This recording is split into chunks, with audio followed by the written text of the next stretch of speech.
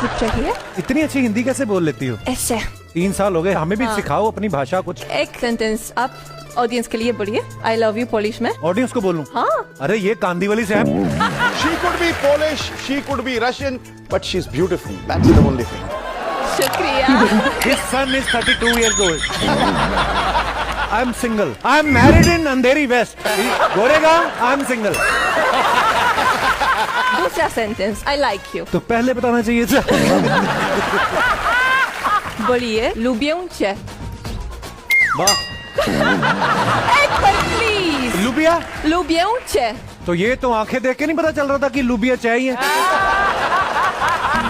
I like you.